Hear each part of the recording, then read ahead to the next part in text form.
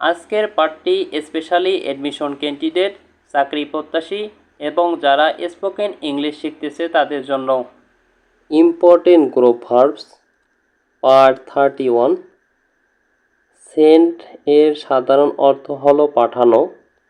যখন group verb হবে তখন এর বিশেষ অর্থ প্রদান করবে, যেমন সেন্ড ফর ডাকিয়া পাঠানো, please send for a doctor, send away প্রেরণ করা, I sent away in a evening time,